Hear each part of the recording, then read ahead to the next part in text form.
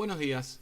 Bueno, vamos a continuar con la clase que habíamos hecho la vez pasada, la clase número 3. Esto sería una continuación de la clase de herencia y de polimorfismo, donde vamos a aclarar algunas cuestiones que por ahí no quedaron del todo claras, una vez que ustedes ya han tenido la teoría de polimorfismo. Recordemos un poquito, nosotros habíamos creado un prototipo de juego de estrategia donde teníamos la clase personaje, una clase abstracta, que tenía definidos algunos métodos, getters, tenía definido el método toString y tenía definido el método mueve y distancia. Y tenía dos métodos abstractos para luego ser definidos en las clases concretas, ¿sí? Estos dos métodos están declarados pero no están implementados. ¿Dónde se implementan estos métodos? En tres diferentes clases concretas: la clase arquero, la clase caballero y la clase guerrero. Vamos a ver puntualmente en este ejemplo la clase arquero, que agrega un atributo que dice cantidad de flechas, implementa el método ataca, implementa el método recibe daño y agrega un nuevo método que es el método, vamos a buscarlo por acá, agregar flechas. ¿Sí? Como el arquero agregó el atributo cantidad de flechas, dijimos, bueno, estaría bueno que el arquero en algún momento, mediante cofres o premios o lo que fuere, pueda incrementar su cantidad de flechas. Bien, vamos a ver algunos conceptos. Yo creé otra clase que la llamé justamente otra clase. Este es el nombre. Esto es una clase cliente que utiliza, no tiene nada que ver con la línea de herencia que veníamos viendo, y tiene un método 1 y un método 2. Vamos a ver qué pasa acá. El método 1 recibe dos personajes, el personaje P y el personaje Q. Y hace un system out del resultado de que P ataque a Q. P es el primer parámetro, Q el segundo parámetro.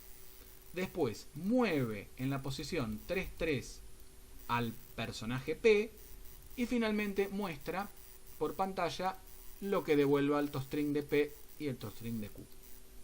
Y acá vamos a hacernos algunas preguntas. Nosotros sabemos de qué tipo concreto es el personaje P y el personaje Q. Es decir, ¿sabemos dónde termina la línea de herencia? La realidad es que no. Sabemos que seguro que no son de tipo personaje como final de la herencia, porque personaje es una clase abstracta. Así que seguro que van a ser de alguna clase concreta. Podríamos pensar que va a ser o un arquero, o un caballero, o un guerrero. En principio pensemos eso, ¿sí? Entonces, ¿sabemos qué método se va a ejecutar acá cuando yo le pida a P que ataque a Q? No, no tenemos ni idea qué método se va a ejecutar. No sabemos si se va a ejecutar el método ataca del arquero, del caballero o del guerrero. ¿Sabemos qué método se va a ejecutar cuando diga mueve? Bueno, podríamos suponer que se va a ejecutar este método de acá. Podríamos suponerlo. Vamos a ver que esto no es tan así. Y finalmente pregunto, ¿sabemos qué método se va a ejecutar cuando yo llame a toString de P y de Q? Y la realidad es que no, porque tanto el arquero, el caballero como el guerrero, los tres personajes sobrescriben el método toString. Bueno, yo creé una segunda clase de prueba, la llamé prueba 2. ¿Sí? Creé una instancia de otra clase, la llamé OC.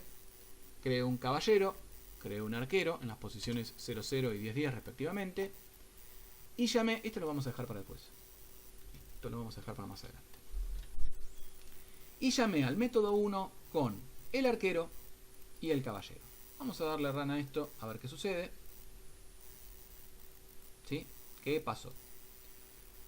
Dice, Mérida lanzó una flecha a Percival. Claro, el primer parámetro, que es un arquero, atacó al segundo parámetro. Como el primer parámetro es un arquero, por polimorfismo, se ejecutó el código atacar del arquero. ¿Sí? Y cuando vemos los resultados, vemos que Mérida tiene una flecha de menos. Vemos que el caballero tiene menos armadura porque recibió daño. Y vemos que la posición de Mérida, que originalmente era 10,10, ahora es 13,13. Claro, se ejecutó cuando yo llamé al método 1. En cascada se ejecutó el método mueve. Bien. Bueno, ahora vamos a llamar al arquero, acá en prueba 2. Y vamos a decirle vamos a llamar al método 2 con el arquero. ¿Sí? ¿Puedo mandarle el caballero? A ver qué pasa si le quiero mandar el caballero. Me tira error. Me tira error porque me dice no, el método 2 pide como parámetro un arquero. Entonces no le puedo mandar un caballero. ¿Sí? La diferencia, estos pedían personaje, esto pide un arquero puntualmente. Entonces bueno, le mandamos un arquero. Ejecutamos el código. Si no pongo algún system out no vamos a ver ningún resultado, ¿no? Recordemos que hacía el método 2. El método 2... cerré la ventana. Otra clase. El método 2 movía -3, o sea, sería lo contrario a este, ¿verdad? Lo mueve -3 y le agrega 4 flechas. Vamos a ver qué hace cuando ejecutamos. Concentrémonos en el arquero únicamente. Estaba en la posición 13-13 y tenía 19 flechas. Y ahora está en la posición 10-10 y tiene 23 flechas. Está bien, le agregó 4 flechas. Entonces, volvamos un poco a la otra clase y pensemos lo siguiente. ¿Qué método se ejecuta cuando yo llamo a mueve del arquero? ¿Y qué método se ejecuta cuando yo llamo a agregar flechas del arquero? Bueno, a ver, el arquero. El arquero tiene escrito el método agregar flechas. ¿Sí? Acá es donde aparece este método. Entonces podemos decir lo siguiente. Podríamos decir lo siguiente. Podríamos decir seguro se ejecuta el método agregar flechas de la clase arquero. ¿Y qué método se ejecuta cuando yo al arquero le pido que se mueva? Entonces vamos a la clase arquero y vemos que acá no hay ningún método mueve. No hay absolutamente ningún método mueve. ¿De dónde sale? Lo heredó. ¿Lo heredó de quién? De su superclase, que es personaje. Vamos a la clase personaje y vemos que acá está el método mueve. Fenómeno, decimos. Listo. Entonces, seguro se ejecuta el método mueve de la clase personaje. Si a mí me hubiesen preguntado esto en un examen y yo contesto esto, les cuento, muchachos, que desapruebo el examen. Porque precisamente lo que nos dice uno de los principios fundamentales de la programación orientada a objetos, que es el principio de Liskov, nos dice que donde va un padre puede ir un hijo. Entonces, yo acá estoy recibiendo un arquero, pero a mí nadie me garantiza que este arquero no sea una clase que se extiende de arquero, ¿sí? Entonces yo no tengo idea en este momento qué método se ejecuta acá y qué método se ejecuta acá. Vamos a hacer lo siguiente. Yo esta clase, la clase otra clase, la voy a dejar así. No la voy a modificar para nada. Y voy a hacer otras modificaciones y van a ver que estas afirmaciones que yo dije acá son totalmente erróneas. Voy a crear una nueva clase. Voy a crear la clase, y acá nos vamos a poner creativos, arquero de fuego, o de luz, o lo que ustedes quieran. Y la clase arquero de fuego se extiende de arquero. Me tira error por eso de los constructores encadenados, ¿recuerdan? Para poder crear un arquero necesito pasarle un nombre y una posición. Bueno, que se sobrescriba acá perdón, sobreescribir no, que se escriba automáticamente el código. Estoy escribiendo un constructor encadenado. Si quisiera podríamos ponerle algún atributo acá al arquero de fuego, pero no lo vamos a hacer. No quiero ensuciar el código agregando más cosas que no vienen al caso. ¿Qué es lo que sí voy a hacer acá? Vamos a agrandar un poquito la ventana. Voy a sobreescribir los siguientes métodos. El método agregar flechas y el método mueve. ¿Qué voy a hacer? Le voy a pedir que acá podría poner, por ejemplo, usando el método de arquero de fuego. Y acá le digo que cuando se mueva exactamente el doble de lo que yo le digo. ¿Sí? Y acá en agregar flechas vamos a poner usando el método agregar flechas de arquero de fuego. Y le voy a decir que se incremente la cantidad, qué sé yo, 100 veces. Estoy llamando a super, ¿sí? O podría ser algo totalmente diferente. Acá podría, no sé, quitarle energía, podría ser cualquier cosa, pero vamos a tratar de hacer algo mínimamente coherente, ¿sí? Cuando yo llame a agregar flechas en un arquero de fuego, va a llamar al método agregar flechas de su superclase, o sea del arquero, y va a agregar 100 flechas. Bien. Insisto, en la otra clase no toqué absolutamente nada. Lo que sí voy a hacer es acá, en la clase prueba 2, voy a decir que Mérida, en lugar de ser un arquero, va a ser un arquero de fuego. Tengo que importar la clase arquero de fuego. Ya no tengo más errores. Vamos a ejecutar a ver qué sucede. A ver. Mérida lanzó una flecha a Percival, hasta ahí no cambió nada. Usando el método de arquero de fuego. Claro, acá moví al arquero y entonces lo movió 16-16. Recuerden que estaba en 10-10 y se movía 3-3 en X y en Y. En lugar de pasar al 13-13, pasó al 16-16. ¿Sí? Y acá, cuando llamo al método 2 y agrego flechas, fíjense que la cantidad de flechas pasó a ser 419. O sea, vamos a otra clase. Esta afirmación es totalmente falsa. Seguro se ejecuta el método mueve de la clase personaje. ¿Sabés que no? ¿Sabés que se está ejecutando el método mueve de la clase arquero de fuego? Que cuando yo escribí todo esto ni siquiera existía. Lo mismo pasó acá. No se ejecutó el método agregar flechas de la clase arquero, sino de la clase arquero de fuego. Esta pregunta de examen, muchachos, guarda. Yo nunca sé qué método se va a ejecutar, ¿sí? Yo lo que sí puedo saber es que un arquero tiene la capacidad de moverse. ¿Cómo? Y no lo sé. Eso va a depender de la forma en que se implemente en la instancia de la clase, ¿sí? Que yo le esté pasando por parámetro. Yo lo que sé de esta variable A es que al menos es un arquero. Es un arquero, por lo tanto es un personaje y por lo tanto es un objeto. Ahora, ¿estoy seguro de que es finalmente, o sea, de que en el final de la línea de herencia es un arquero? No, de eso nunca voy a poder estar seguro, ¿sí? Lo mismo sucede acá, lo mismo sucede siempre. A lo cual nos lleva a lo siguiente.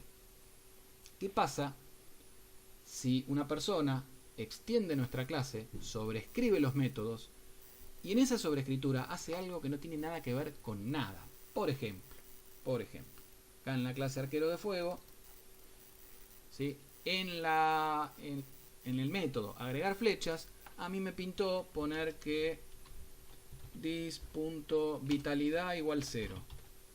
Y bueno, si lo quiero lo puedo hacer. ¿Dónde está el problema? El problema en que yo no estoy respetando el contrato. ¿Qué es el contrato? Bueno, es algo que voy a explicar ahora. Voy a hacer un corte para... Siempre voy revisando los videos a ver si cometí algún error. Tiene que ver con qué es lo que se supone que tiene que hacer cada método. Este método, agregar flechas, evidentemente lo que tiene que hacer es agregar flechas. No debería hacer absolutamente nada con la vitalidad. Si yo escribo algo como esto, estoy rompiendo el contrato del método agregar flechas, ¿sí? Vamos a dejarlo como estaba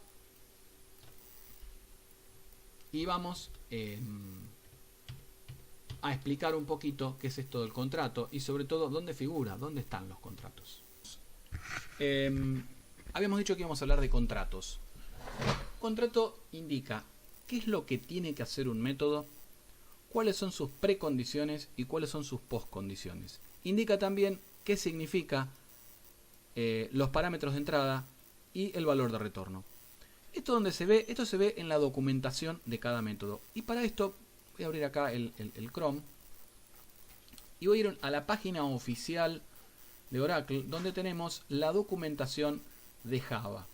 Bien, Entonces vemos, por ejemplo, un array list. Pregunta, ¿qué pasa si yo elimino un elemento del array list que no existe? ¿Cómo podemos averiguar qué es lo que va a suceder? Y bueno, tenemos que ir a la documentación, ¿sí? Vemos acá, por ejemplo, la documentación del array list. Vemos su línea de herencia, ¿sí? Un array list viene de object, después viene de algo que se llama abstract collection, abstract list, y recién ahí viene el array list. Buscamos el método que nos interesa, que era remove object, o sea, cuando yo remuevo un objeto, nos dice brevemente lo que hace ese método, ¿sí? Fíjense, dice, remueve la primera ocurrencia. Claro, recordemos que un array list permite tener objetos repetidos. Entonces, si yo quiero borrar un objeto que está repetido varias veces, ¿qué se va a borrar? Todo. Bueno, no, acá nos está diciendo se borra la primera ocurrencia. Bien. Y nos dice qué pasa si no existe. Dice, si la lista no contiene el elemento, la lista no cambia, o sea, no arroja ningún error, pero sí devuelve, creo que es boolean, y devuelve true o false. Toda esta documentación es fundamental. Vamos a suponer que yo quisiera sobreescribir la clase ArrayList. Y yo quiero hacer una clase mejorada y sobreescribo el método ArrayList. Bueno, yo lo que no puedo hacer es romper el contrato y hacer que el método remove haga algo completamente diferente y no cumpla con el contrato. Yo puedo hacer que haga más cosas, pero no que haga menos cosas, ¿sí? Todo esto hay que documentarlo. Cuando yo hago una clase, la clase tiene que ser documentada. Ahora vamos a ver que, gracias a Dios, existen asistentes que nos permiten generar este tipo de archivos de documentación, que son archivos HTML, son archivos que puede leer cualquier navegador, ¿sí? Pero primero vamos a aclarar un poco esto de las precondiciones y las postcondiciones. ¿Cómo es esto que mi clase puede hacer cosas de más, pero no de menos? Vamos a poner un ejemplo. Para eso necesitamos un pequeño croquis. Bien, veamos el ejemplo. Vamos a suponer que nosotros creamos una clase que se llama lavarropas automático y que tiene un método lavar. Y este método lavar tiene como precondición que la ropa debe tener los bolsillos vacíos y estar sana. ¿Qué es esto de una precondición? Una precondición es justamente una condición previa que nosotros definimos y la vamos a definir en el contrato. Nosotros vamos a decir que para que este método funcione tiene que suceder que la ropa tenga los bolsillos vacíos y que esté sana. Las precondiciones no se verifican dentro del método, o sea, nuestro método lavar no va a verificar que la ropa esté sana y que los bolsillos están vacíos. Eso se supone que ya ha sido previamente verificado. ¿Esto está claro?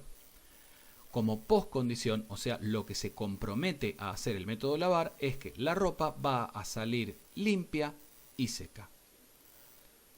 Hasta acá todo bien porque tenemos un objeto que tiene un método y tiene sus precondiciones y su postcondición. Ese sería el contrato del método lavar. Ahora bien, supongamos que nosotros extendemos esta clase, ¿sí? Se extiende con un lavarropas avanzado. Recordemos un poquito lo que habíamos dicho hoy del principio del ISCOP, donde va un padre, puede ir un hijo. Si yo donde tenía un lavarropas automático, ahora lo reemplazo por un lavarropas avanzado, tengo que seguir respetando el contrato. Puedo, si yo quiero, relajar las precondiciones. Yo, como precondición en el lavarropas avanzado, digo que la ropa debe estar sana. Vamos a suponer que este lavarropas avanzado tiene un sistema de filtro, etcétera, etcétera, y no le afecta para nada que los bolsillos estén vacíos o no. Bueno, ¿eso lo puedo hacer? Respuesta sí. Yo puedo relajar las precondiciones. No se va a romper nada porque yo haga un lavarropa más sofisticado y que sea más eficiente y que no le afecte, por ejemplo, que haya cosas adentro de los bolsillos. De la misma forma, yo puedo cumplir con el contrato anterior, la ropa sale limpia y seca, pero además, como este lavarropas es muy avanzado, además sale con la ropa planchada. ¿Sí? Esta clase yo sobreescribí el método lavar, lo mejoré muchísimo, ahora no necesito tanta precondición y además la postcondición es más rigurosa, o sea, además de limpiar y secar, además plancha. Esto sería un buen ejemplo de una sobreescritura de métodos. Ahora vamos a ver un mal ejemplo, ¿sí? ¿Qué pasaría en un caso así?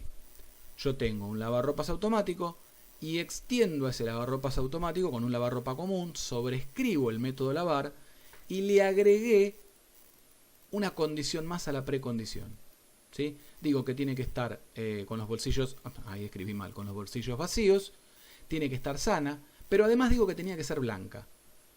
¿Qué pasa? Este lavarropas automático no tenía esa precondición.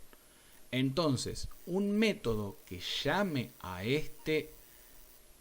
una clase, que llame al método lavar, no tendría por qué verificar que la ropa sea blanca o de color. Si yo hago un reemplazo y le mando una instancia de lavarropas común a un método que va a utilizar una variable de tipo lavarropas automático, se generaría un error.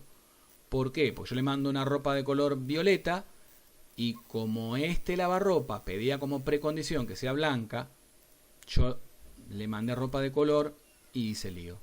Esto es porque cuando sobrescribo un método nunca puedo hacer más rigurosas las precondiciones. Yo puedo relajar las precondiciones, pero nunca hacerlas más rigurosas. Lo mismo con el contrato de salida, con la postcondición. El lavarropas automático prometía que la ropa iba a salir limpia y seca. Yo no puedo sobreescribir un método y hacer que ahora la ropa salga solamente limpia y mojada, ¿sí? O sea, técnicamente lo puedo hacer, pero es un error de diseño, ¿sí? Esto está mal hecho, está mal sobrescrito. Insisto, técnicamente Java lo va a permitir. Cualquier lenguaje de programación de objetos lo va a permitir. Yo tengo que tener cuidado de respetar las precondiciones y las postcondiciones de cada método. Bien, pero ¿en qué lugar figura esa documentación? ¿Cómo hacemos para ponerle un contrato y que eso esté documentado en algún lado? Bueno, por suerte existe una herramienta llamada Javadoc que nos permite documentar justamente cada una de las clases y los métodos que nosotros diseñamos. Por ejemplo, estoy acá en la clase mapa. Me paro acá sobre la clase mapa, clic derecho, voy a Source y elijo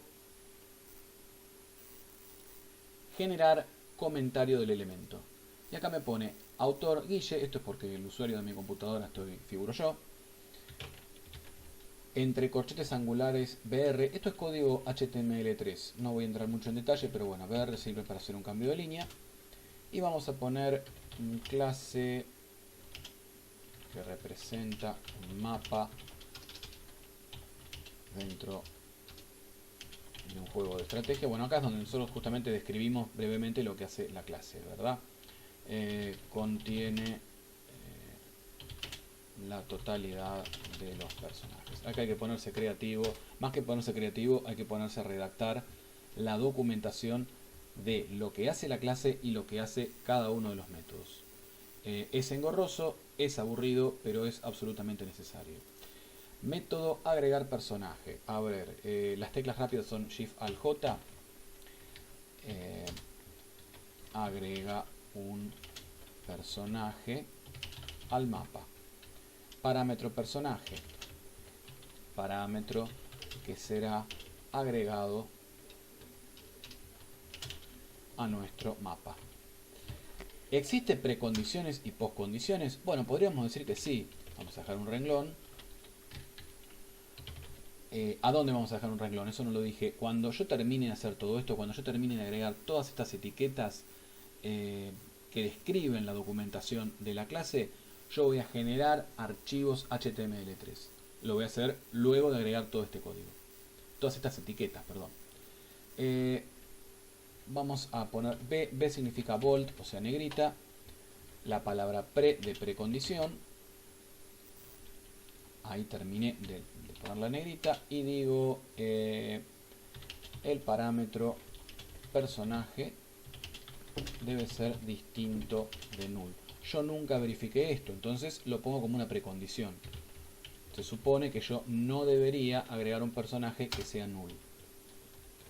porque no sabemos a futuro qué puede llegar a pasar. Entonces lo pongo como una precondición. Postcondición, se agrega un personaje más a la lista. Y así tengo que documentar cada uno de los métodos de nuestra clase, ¿sí? Lo mismo con eliminar personaje. Los getters supuestamente sí, no sé si serían tan necesarios, pero bueno, hay que documentar cada una de nuestras clases, cada uno de nuestros métodos y bueno, es un trabajo engorroso, pero hay que hacerlo. Yo ya lo hice en la clase posición, ¿sí?